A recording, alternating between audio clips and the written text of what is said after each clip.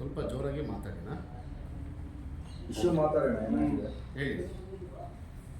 ಏನು ಪ್ರಸ್ತುತ ಪರಿಶಿಷ್ಟ ಪಂಗಡದ ಮೀಸಲಾತಿ ವಿಚಾರವನ್ನು ನಾವು ತೆಗೆದುಕೊಂಡಾಗ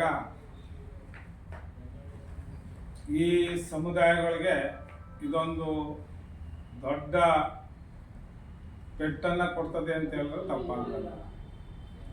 ಪೂಜ್ಯ ಸ್ವಾಮೀಜಿಯವರು ಸುಮಾರು 257 ದಿನಗಳ ಕಾಲ ಫ್ರೀಡಂ ಪಾರ್ಕಲ್ಲಿ ಧರಣಿಯನ್ನು ಮಾಡಿ ಪರಿಶಿಷ್ಟ ಪಂಗಡಕ್ಕೆ 7% ಮೀಸಲಾತಿ ಸಿಗಕ್ಕೆ ಪ್ರಮುಖ ಪಾತ್ರವನ್ನು ವಹಿಸಿದರು.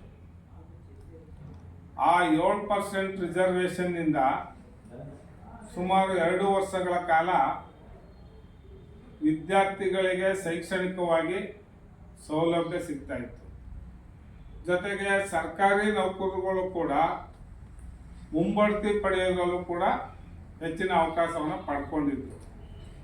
ಆದರೆ ಈಗ ಏಕಾಏಕಿ 7% ಇದ್ದಂಥ ರಿಸರ್ವೇಷನ್ನ ಪರಿಶಿಷ್ಟ ಪಂಗಡಕ್ಕೆ ಈಗ 3% ಇಳಿಸವ್ರೆ.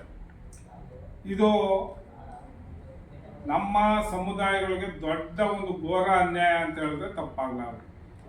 ಏನು ಈಗ ರಾಜ್ಯ ಸರ್ಕಾರ ಸುಮಾರು 50,000ಕ್ಕಿಂತಲೂ ಹೆಚ್ಚು ಹುದ್ದೆಗಳನ್ನು ನೇಮಕ ಮಾಡಕ್ಕೆ ಹೊರಟಿದೆಯೋ, ಈ ನೇಮಕಾತಿಯನ್ನು ಏನಾದರೂ ಅವರು ಈ ತಕ್ಷಣ ಜಾರಿ ಮಾಡಿದ್ರೆ ಸುಮಾರು 2,000ಕ್ಕಿಂತಲೂ ಹೆಚ್ಚು ಹುದ್ದೆಗಳು ನಮ್ಮ ಸಮುದಾಯಕ್ಕೆ ಅನ್ಯಾಯ ಆಗ್ತದೆ. ಜೊತೆಗೆ ನೀಟು CETಲೂ ಕೂಡ ಅನ್ಯಾಯ ಆಗ್ತದೆ. ಇದು ನಮ್ಮ ಜನಪ್ರತಿನಿಧಿಗಳಿಗೆ ಏನು ಅರ್ಥ ಆಯ್ತಾ ಇದೋ ಏನೋ ನಮಗಂತೂ ಗೊತ್ತಾಯ್ತಾ ಇಲ್ಲ.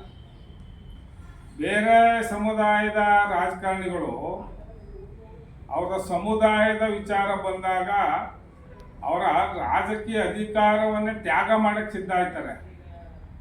ಆದರೆ ನಮ್ಮ ಸಮುದಾಯದ ರಾಜಕಾರಣಿಗಳು ಅದು ಏನು ಮಾಡ್ತಾ ಇದ್ದಾರೋ ಅರ್ಥನೇ ಆಯ್ತಾ ಇಲ್ಲ. ಏನೋ ನಮ್ಗೆ ಅಧಿಕಾರ ಸಿಕ್ಕಿದೆ, ಬೇರೆ ಕಟ್ಕೊಂಡು ನಮಗೇನೋ ಏನೋ ಮನೋಭಾವನೆ ಇರ್ಬೋದೇನೋ. ಆದ್ದರಿಂದ ನಾವು ಸಮಸ್ತ ನಮ್ಮ ಜನಾಂಗದ ಬಂಧುಗಳಲ್ಲಿ ಮನವಿ ಮಾಡೋದೇನೆಂದರೆ, ನಮ್ಮ ಮುಂದಿನ ಪೀಳಿಗೆಗೆ, ನಮ್ಮ ಯುವಕರಿಗೆ ಶೈಕ್ಷಣಿಕವಾಗಿ ಹೆಚ್ಚಿನ ಸವಲತ್ತುಗಳು ಸಿಗಬೇಕಾದ್ರೆ, ಉದ್ಯೋಗ ಸಿಗಬೇಕಾದ್ರೆ ನಾವೇ ಈಗ ಎಚ್ಚೆತ್ಕೊಳ್ಬೇಕು. ನಾವೇ ಎಚ್ಚೆತ್ಕೊಂಡು ಇಡೀ ರಾಜ್ಯಾದ್ಯಂತ ಸಂಘಟಿತರ ಹೋರಾಟಗಳನ್ನು ಮಾಡುವ ಮೂಲಕ ನಮ್ಮ ಹಕ್ಕನ್ನು ನಾವೇ ಪಡೆಯುವಂಥ ಪರಿಸ್ಥಿತಿ ಈಗ ನಮಗೆ ನಿರ್ಮಾಣ ಆಗಿದೆ.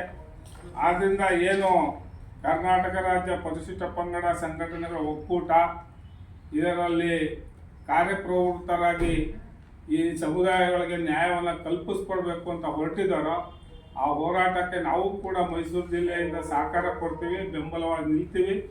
ಈ ಕಾರ್ಯಕ್ರಮ ಯಶಸ್ವಿಯಾಗುವವರೆಗೂ ಅವ್ರ ಜೊತೆ ನಿರಂತರವಾಗಿರ್ತೀವಿ ಅಂತ ನಾನು ಈ ಮೂಲಕ ಹೇಳಕ್ಕೆ ಬಯಸ್ತೇನೆ.